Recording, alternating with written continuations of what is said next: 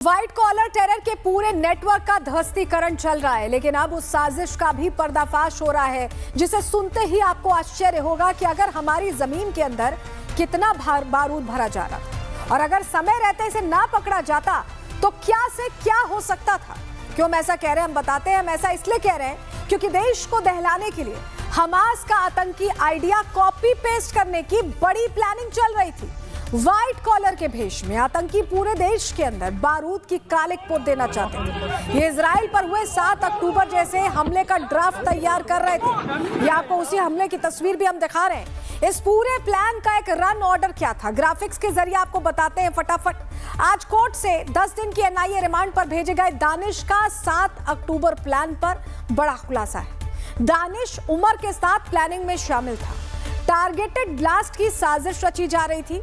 Danish drone छोटे missiles बनाने में माहिर था और ड्रोन के जरिए बम ले जाने की तैयारी थी। ड्रोन मॉडिफाई कर हमले का पूरा प्लान बनाया गया था। दानिश ड्रोन को मॉडिफाई कर रहा था। भीड़ भाड़ वाले इलाकों में ड्रोन अटैक करना इनकी प्लानिंग के तहत तय था। ज्यादा मौत और नुकसान का इनका मकसद था, जिसके तहत ये पूरी प्लानिंग कर रहे थे। ये पूरा खुलासा हुआ है और आतंकियों के फोन में हमास के 7 अक्टूबर वीडियो का भी पूरा एक डेटा आया है, आपको बता रहे हैं। 2 तस्वीरें हम आपको दिखा रहे हैं जहां साजिश में शामिल आमिर पकड़ा गया, दानिश पकड़ा गया और ये वही दानिश है जो आमिर का भी करीबी है। एक दिन पहले आमिर पकड़ा जाता है और उसके बाद दानिश। और अब इन दोनों का इस पूरे टेरर नेटवर्क से क्या संबंध है, पूरी खबर हम आपको बताएंगे। लेकिन पहले आप इन 2 चेहरों को ध्यान से देख लीजिए।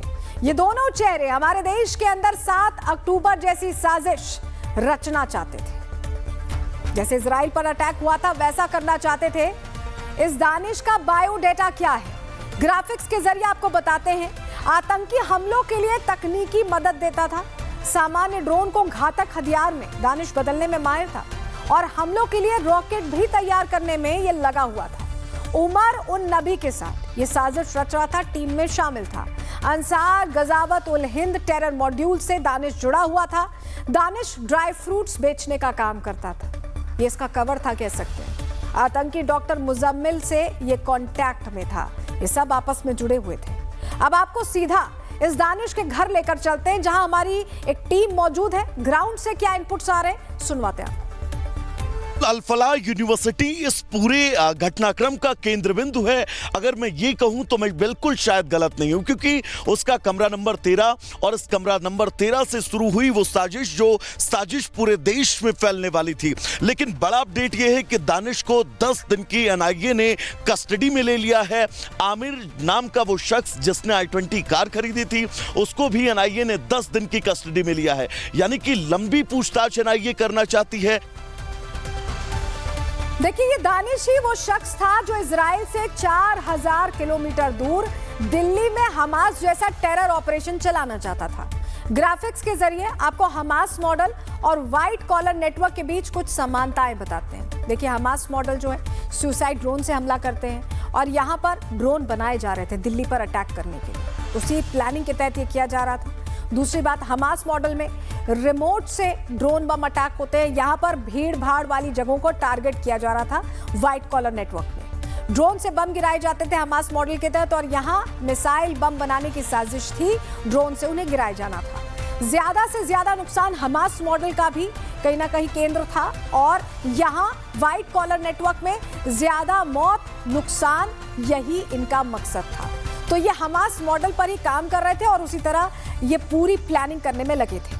अब आतंकियों के इस टेरर चैप्टर को लेकर आपके मन में यह सवाल आ रहा होगा कि क्या भारत में भी हमास मॉड्यूल का कोई नामो निशान हो सकता है? क्या दिल्ली में भी हमास जैसा टेरर खेल खेला जा सकता है? इस पर एक्सपर्ट्स क्या कह रहे हैं सुनवाते हैं।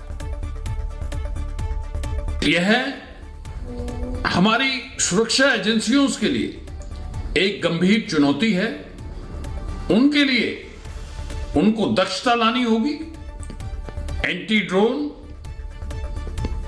जैमिंग और डिटेक्शन ऑफ ड्रोन के जरिए इसको नकारा जा सकता है और इंटेलिजेंस शेयरिंग भी सभी को एक तालमेल बनाना जाएगा, जिससे दक्षता होगी और इसको काउंटर किया जाएगा। व्हाइट कॉलर टेरर के पूरे नेटवर्क का ध्वस्तीकरण चल रहा है, लेकिन अब उस साजिश का भी पर्दाफाश हो रहा है जिसे सुनते ही आपको आश्चर्य होगा कि अगर हमारी जमीन के अंदर कितना बारूद भरा जा रहा था और अगर समय रहते इसे ना पकड़ा जाता तो क्या से क्या हो सकता था।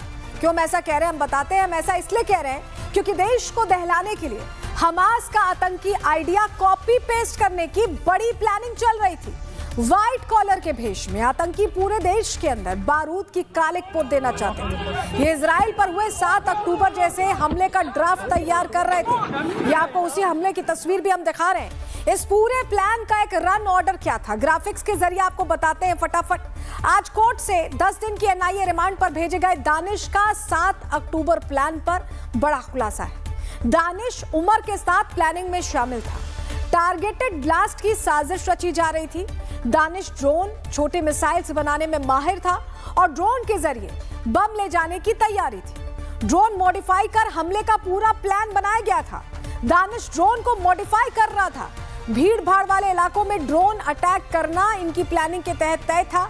ज्यादा मौत और नुकसान का इनका मकसद था, जिसके तहत ये पूरी प्लानिंग कर रहे थे। ये पूरा खुलासा हुआ है और आतंकियों के फोन में हमास के 7 अक्टूबर वीडियो का भी पूरा एक डेटा आया है, आपको बता रहे हैं। 2 तस्वीरें हम आपको दिखा रहे हैं जहां साजिश में शामिल आमिर पकड़ा गया, दानिश पकड़ा गया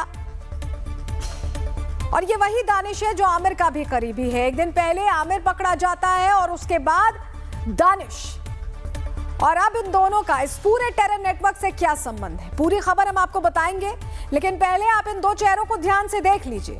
ये दोनों चेहरे हमारे देश के अंदर 7 अक्टूबर जैसी साजिश रचना चाहते थे। जैसे इजराइल पर अटैक हुआ था वैसा करना चाहते थे। इस दानिश का बायोडेटा क्या है, ग्राफिक्स के जरिए आपको बताते हैं। आतंकी हमलों के लिए तकनीकी मदद देता था। सामान्य ड्रोन को घातक हथियार में दानिश बदलने में माहिर था और हमलों के लिए रॉकेट भी तैयार करने में ये लगा हुआ था। उमर उन नबी के साथ ये साजिश रच रहा था, टीम में शामिल था। अंसार गजावत उल हिंद टेरर मॉड्यूल से दानिश जुड़ा हुआ था। दानिश ड्राई फ्रूट्स बेचने का काम करता था, ये इसका कवर था कह सकते हैं। आतंकी डॉक्टर मुजम्मिल से ये कांटेक्ट में था। ये सब आपस में जुड़े हुए थे। अब आपको सीधा इस दानिश के घर लेकर चलते हैं जहां हमारी एक टीम मौजूद है। ग्राउंड से क्या इनपुट्स आ रहे हैं सुनवाते हैं। अल-फलाह यूनिवर्सिटी इस पूरे घटनाक्रम का केंद्र बिंदु है। अगर मैं ये कहूं तो मैं बिल्कुल शायद गलत नहीं हूं, क्योंकि उसका कमरा नंबर 13 और इस कमरा नंबर 13 से शुरू हुई वो साजिश जो साजिश पूरे देश में फैलने वाली थी। लेकिन बड़ा अपडेट यह है कि दानिश को 10 दिन की एनआईए ने कस्टडी में ले लिया है। आमिर नाम का वो शख्स जिसने i20 कार खरीदी थी, उसको भी एनआईए ने 10 दिन की कस्टडी में लिया है। यानी कि लंबी पूछताछ एनआईए करना चाहती है। देखिए, ये दानिश ही वो शख्स था जो इजराइल से 4000 किलोमीटर दूर दिल्ली में हमास जैसा टेरर ऑपरेशन चलाना चाहता था।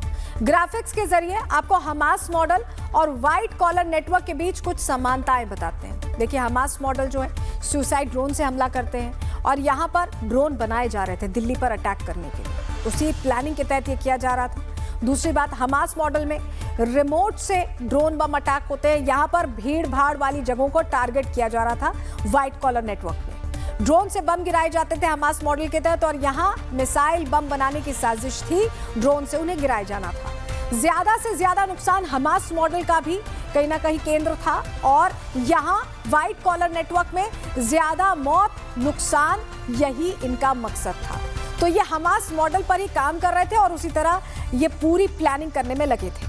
अब आतंकियों के इस टेरर चैप्टर को लेकर आपके मन में यह सवाल आ रहा होगा कि क्या भारत में भी हमास मॉड्यूल का कोई नामो निशान हो सकता है? क्या दिल्ली में भी हमास जैसा टेरर खेल खेला जा सकता है? इस पर एक्सपर्ट्स क्या कह रहे हैं सुनवाते हैं। यह हमारी सुरक्षा एजेंसियों के लिए एक गंभीर चुनौती है। उनके लिए उनको दक्षता लानी होगी। एंटी ड्रोन, जैमिंग और डिटेक्शन ऑफ ड्रोन के जरिए इसको नकारा जा सकता है और इंटेलिजेंस शेयरिंग भी सभी को एक तालमेल बनाना जाएगा, जिससे दक्षता होगी और इसको काउंटर किया जाएगा।